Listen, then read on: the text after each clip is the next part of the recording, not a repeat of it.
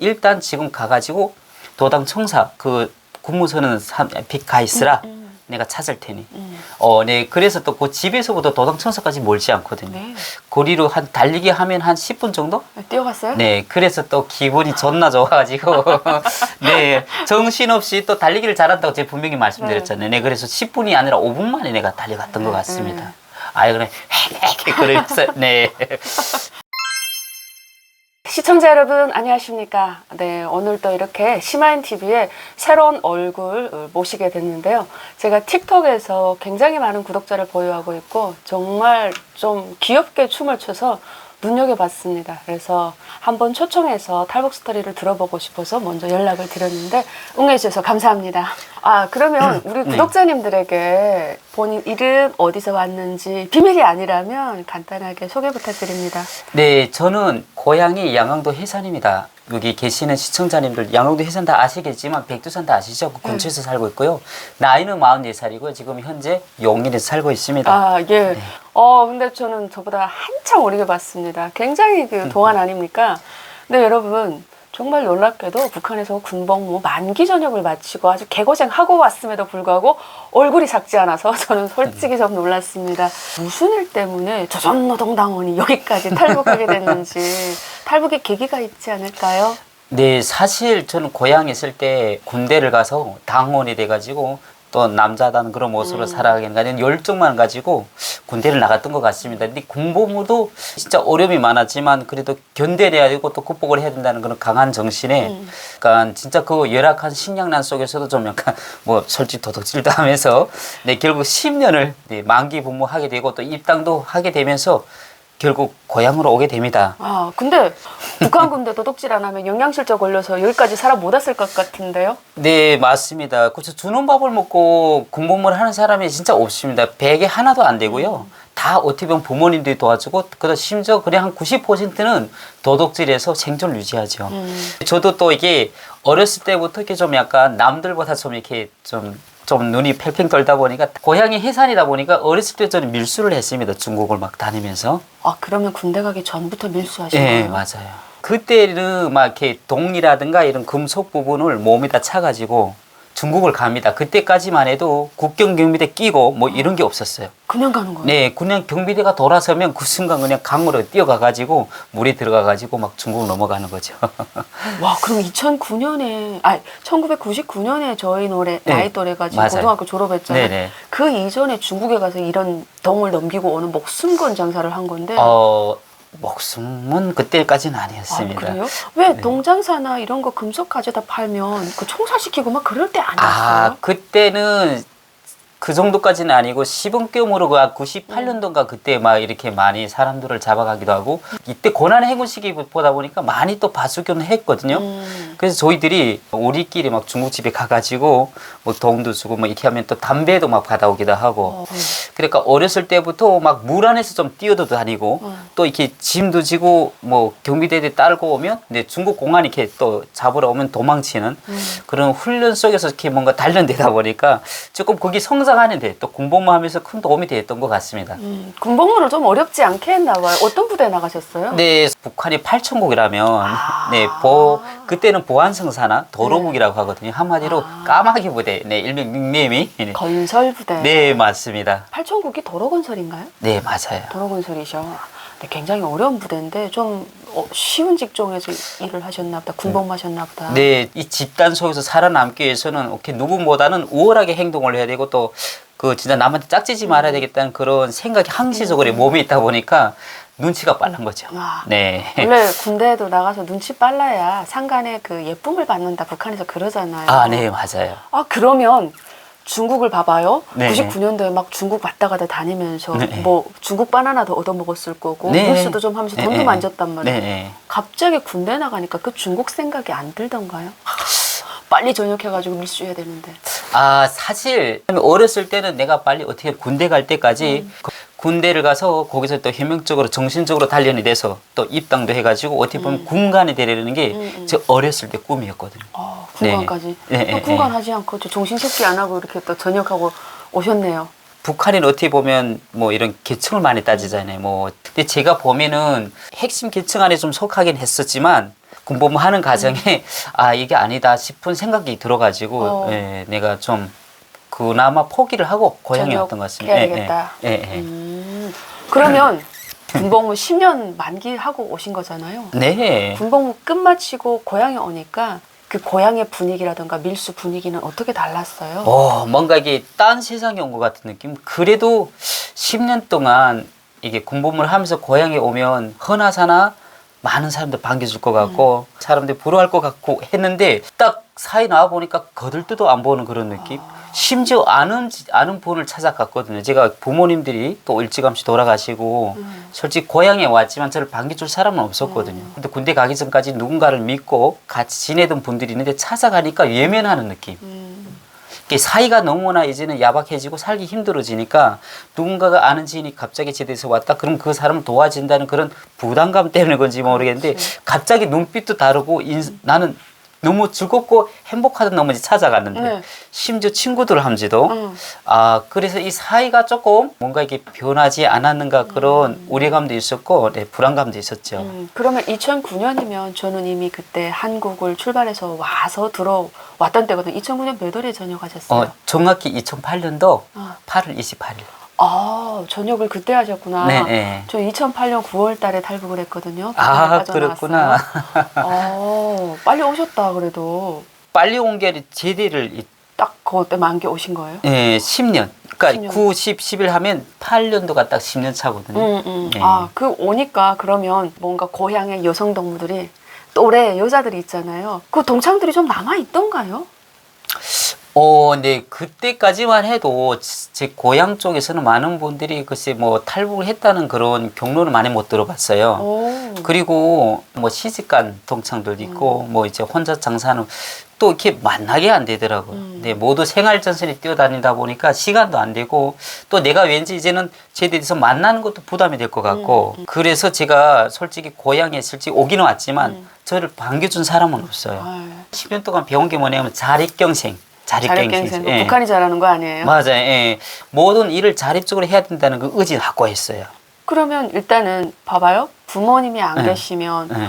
군복을 받고 입힐 재력도 없고 군대에서 무슨 월급 받은 것도 아니니까 돈을 가져온 것도 아닐 거잖아요. 여기 군복을 벗긴다고 보통 얘기하는데 이 군복을 벗겨주는 건 부모님들이 해야 되는데 본인은 돈이 없는데 어떻게 그러면 이 돈을 벌기 시작하고 뭘로 생계를 유지했습니까? 제가 군복무를 어떻게 했는지 말은 안 했는데 제가 남들처럼 일을 하며 군복무를 안 했습니다. 저는 창고장도 해봤고 김정은이 물자 털어서 네. 쌀도 관리하고 피복도 관리하고 심지어 나중에는 사관장을 하고 제대했거든요. 양식석이 하다가 네, 그러다 보니까 제가 그때 사회 흐름을 좀 알았어요. 제대 준비를 해야 되겠다. 많이 조절해야 되겠다. 네, 많이 좀 약간 뒷거리를 해가지고 좀 약간 주머니를 채워야 되겠다. 네, 이런 생각을 했었죠. 그래가지고 좀 조절위원회에서 조절해가지고 좀 해서 네네. 그 돈 좀 썼다 이런 이야기네요. 네, 맞습니다. 자, 그래도 그 돈을 털어먹는 데는 정말 짧은 시간이 걸렸을 것 같거든요. 긴 시간이 안 걸렸을 것 같아요. 그렇죠. 사회에 나와서 돈을 벌기 위해서 밀수에 아마 가담한 것 같은데 어떻게 밀수를 그때부터 하신 거예요? 사실 제대돼서부터는 그래도 군복무 10년을 했고 조선노동당원이라는 그런 증을 가슴에 안다 보니까 걔도 안 물어가는 무슨 당증 가지고 그때까지 10년 동안 군복무를 하면서 정신은 확고하게 하고 나왔거든요. 왜냐하면 아마 김정은을 위해서 한 목숨 바쳐 싸우자. 뭐 총폭탄 뭐 결성에 따리 이런 정신이 나오다 보니까 쉽게 뭐 밀수를 하려는 그 생각이 안 들어요. 왜냐하면 저는 나는 당원이고 불법적인 일을 하면 안 된다는 그런 개념이 항상 있었기 때문에 그래서 저는 군복을 입고 도당 책임비서를 찾아갔습니다. 용기 있는데요? 가서 네. 뭘 했어요? 그래도 군복무 10년도 했고 이렇게 사관장도 하고 그 적작 고향에 찾아보니 날 반겨준 사람이었고 내가 살 곳이 없더라. 그래서 나한테 직업과 거처지를 해결해달라. 네, 이런 용기를 찾아갔습니다. 네, 우리 고향에 보면은 도당 책임비서라든가 도당 조직비서님 집 다 아시잖아요. 알죠. 네, 어떻게 보면 딱 직결되어 있다 보니까. 근데 깜짝 놀란 게 있습니다. 왜요? 제가 가니까 국물을 서는 사람들이 있기에 누구도 못 만나게 주게 하는 곳, 사람들이 줄을 섰더라고요. 민원 해결해달라고. 네, 각종 내처럼 이렇게 뭔가 속이 타는 사람들, 가슴에 걸린 있는 사람들이 줄을 서서 뭔가 문제를 해결을 위해서 도당 책임비서를 만나려고. 그래서 제가 그때 생각을 한 게, 아, 내가 여기서 만날 수가 없구나. 여기서 아무리 백날이고 첫날이고 내가 서서 아침마다 출근하는 시간을 이용해서 만나려고 해봤자 의미가 없구나. 왜냐면 집에서 바로 차를 타고 나옵니다. 네, 그 집, 이게 무장을 쓰고 보안상 애들이 근무 서고 있는데. 진짜요? 네, 진짜거든요. 그렇게. 근데 그 착 밑에 집이 조지비서 집입니다. 도당 조지비서.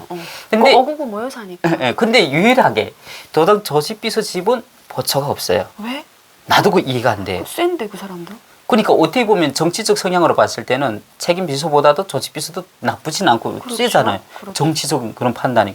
근데 그걸 보고 아 내가 그래도 당원이고 조직 비서 만나는 게 더 낫겠다 싶어가지고 문을 열고 들어갔죠. 그러니까 군에서 한 두 번째로 센 사람이다 이렇게 보시면 네 돼요. 맞습니다. 그러니까 당 조직을 책임지고 있는 사람이 아마 조직 비서라고 하고 책임 비서 이러면 어떻게 행정간부라고 해야 되나? 아니 정치간부. 정치간부인데 네. 이걸 어떻게 우리나라에는 없는 직제이긴 한데 어쨌든 북한은 일당 독재니까 그 당 조직이 행정 조직보다 위에 있잖아요. 그러니까 제일 군을 통치하고 있는 제일 센 사람이 책임 비서고 그 두 번째로 센 사람이 조직 비서다. 이렇게 보시면 되겠습니다. 우리나라 뭐 도지사급하고는 좀 달라요. 행정위원회가 돼야 도지사가 되고 없는 거죠. 어쨌든 북한은 당 조직 좀 세게 보니까 그래서요. 네, 근데 마침 또 이렇게 들어가는 길에 그 울바자를 열고 문이 북한은 다 울바자거든요. 문이 대부분 보면 열고 이렇게 들어갔는데 어떻게 마주쳤어요. 네. 출근을 하시려고 아침 시간이다 보니까 출근을 나오는 거리면 갑자기 날 보고 당황하고 어리둥절해하는 느낌. 그래서 또 북한식으로 격려를 하면서 안녕하십니까. 네, 통무상사 고강님 만날 수 있습니까? 이랬더니 군인동무 뭘 때문에 왔냐 해가지고 사실 피뜩 말을 하니까 아 그래 일단 지금 가가지고 도당 청사 그 군무서는 가 있으라 내가 찾을 테니. 네 그래서 또 그 집에서부터 도당 청사까지 멀지 않거든요. 네. 거리로 한 달리기 하면 한 10분 정도? 뛰어갔어요? 네, 그래서 또 기분이 존나 좋아가지고, 네, 정신없이 또 달리기를 잘한다고 제가 분명히 말씀드렸잖아요. 네, 그래서 10분이 아니라 5분 만에 내가 달려갔던 것 같습니다. 아이, 그래, 그러면서, 네, 네, 그렇게 민원을 됐어요. 해결해 줄 걸. 아, 네, 어떻게, 나한테는 진짜 희망이 오직 그 길밖에 없으니까. 불러줬나요? 네. 불러줬구나. 책임감 있다. 그래서 제가 그 앞에 갔는데, 아니, 그 조지 비서가 차를 타고 오더라고요. 네, 나올 때는 울바자에서 걸어 나오셨는데 차를 어디서 타는지 모르겠는데 차를 타고 오시더라고요. 그래도 갑자기 요 보초병 하면 보초병 차들 이 군인동무 내 방에 데려보내라. 또 이렇게 얘기를 하더라고요. 그래서 조금 좀 약간 기분도 좋기도 하고 역시 우리 조직은 살아있구나. 예, 당 조직은 살아있구나. 뭐 이런 긍지감이 조금 있어가지고 그렇습니다. 그 문고리 잡고 들어가서 무엇을 하려고 했어요? 네, 그래서 제가 자라온 시절과 공부를 한 시절, 지금 현재 고향을 믿고 찾았고 아버님께서 현재 산소도 이 고향에 계시고 아버님께서 도인민위원회 위생서기장을 했습니다. 우리 아버지는 이런 일도 했다. 네, 이렇게 좀 보고를 올리고 하면서 나한테 일을 할 수 있는 곳, 그리고 잘 수 있는 곳, 그리고 먹을 수 있는 곳을 해결해 달라. 네, 그렇게 제안을 했죠. 그러니까 뭐 좀 해주던가요? 네, 그래서 그럼 알아보겠는데 군인 동무, 즉 나보고 하는 얘기죠. 어디를 갈 건지 선택을 해가지고 내일 이 시간에 여기 오라. 네, 그렇게 저한테 해주려고 딱 마음을 먹었는데. 그쵸. 너무 기분이 좋아서 지인들, 특히 우리 동창들, 그 다음에 사회에 사는 사람들 물어봤어. 아는 지인들. 내가 이렇게 된 상황에서 이 해산시, 여기서 내가 살아남자면 기숙사도 있고 밥도 주고 돈도 벌 수 있는 직업이 어딜까? 네, 사람들한테 물어보기 시작했어요. 사람들은 다 그 외화벌이, 뭐 세간이라든가, 그렇죠. 거기서 뭐 밥도 쌀도 주고 심지어 돈도 주고 생활이 좀 안정적이다 하더라고요. 그래서 제가 또 그 다음 날에 그 정보를 알아가지고 갔는데, 네, 조진비서 딱 만나면서 보고를 했거든요. 아, 이렇게 알아보니까 이런 자리가 좋다. 나 거기 보내달라. 어떻게 했을까요? 거기는 뇌물로 가는 자리니까 안 돼 그러지 않았을까요? 아, 뇌물은 아니고요. 보니까 이게 다 이런 세관이라든가 이런 무역거리 하는 곳은 다 도구역이 아니고 어떻게 외화벌이 하는 군부대 산하였던 거예요. 그렇구나. 네, 군부대 외화벌이 산하는 또 이렇게 군인들이 하는 일이라서 도가 어떻게 직업을 챙겨 못 주더라고요. 그러니까 이권이 서로 도에서 관할할 수 있는 이권이 아니라 예를 들면 도보위부라든가 보위부 다 이렇게 권력 가진 또 상급 기관에서 그 이권을 관리한다. 뭐 이렇게 이해해야 되나요? 네, 그것도 좀 살짝 비슷하긴 하지만 제일 중요하게는 군인들 말하자면 무료부라든가 무료부 그렇죠. 창, 네 무료부 총괄 같은 거는 도당 조직 비서가 어떻게 못 하더라고요. 네 그래서 갑자기 나보고 탄광 소리 나오더라고요. 해산 탄광. 근데 이게 북한에서 보면은 내가 탄광에서 자라났으면 탄광에서 살다가 군대를 가게 되면 제대돼도 탄광에 가는 거 다 아시죠? 그렇죠. 농사를 짓다가 군대를 가게 돼도 농사로 또 다시 집에 고향에 가야 되는 거 다 아시죠? 농장원이 돼야 되는 거. 대대로 예, 그렇죠. 예. 물려가는 거죠. 그래서 그 생각이 공부할 때 군인들이 제대돼서 다른 데 가고 싶어도 못 가고 결국 자기가 나서 자란 고향 탄광에 가는 그 모습을 많이 봤기 때문에 아 나는 거기는 가고 싶지 않다. 그러니까 좀 약간 애들로서 말을 했는데 또 좀 약간 싸대기식으로 좀 욕을 먹었습니다. 제가 그때 다행히 부르는 어렵고 힘든 일에 가라는 거지. 갑자기 뭔가 이렇게 조건과 구실이느냐. 일단 명령을 주고 이렇게 뭔가 조건을 주면 바로 알았습니다 하는 게 군인 정신이지 말이야. 뭐 이름이 화를 내시더라고요. 사건을 해결해주고 싶은 게 아니라 골칫덩어리 치우고 싶었네. 예. 일단 거기서 너무 당황해가지고 그래서 더 할 소리가 없어가지고 좀 다른 곳을 좀 해주시면 안 되겠습니까? 제가 네, 지금 사정삼아 네, 얘기를 했더니 그러면 다시 한번 또 알아봐라. 그리고 내일 이 시간에 또 보자. 네, 그래서 결국 아 나도 이제 기회가 한 번밖에 없구나.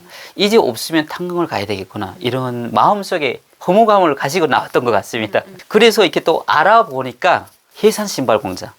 바로 유일하게도 그 해산시에서 공장이 운영이 되고 그리고 또 이렇게 부모 없는 애들 기숙사 생활하는 것도 있고 밥도 먹여주고 재워도 주고 그리고 또 생활 환경도 괜찮고 심지어 전기가 오는 데는 또 신발 공장기밖에 없다고 하더라고요. 그 정도면 북한에서는 괜찮냐 전기가 오니까. 아 그쵸. 네 전기가 오고 또 이렇게 뭔가 생산을 하게 되니까 살아갈 수 있는 통로가 열렸다 봐도 괜찮겠죠. 네 그래서 다음 날에 그걸 제안을 하니까 내가 그걸 왜 몰랐을까. 그 조직비서 그분도 그렇게 말씀하시더라고요. 그래서 속으로 얼마나 좋은지 바로 그냥 전화를 하시더니 초급당에서 전화를 하더니 내가 사람을 하나 보내니까 받아라. 거기서 메워주고 이끌어주고 얘를 잘 성장하도록 이끌어줘라. 바로 알았습니다. 아, 네. 이게 벌써 배경이 틀리잖아요. 내가 스스로 가는 거랑 누구랑 이렇게 보내주는 거. 그래서 가니까 자꾸 저를 반겨주는 모습이 보기 좋더라고요. 예.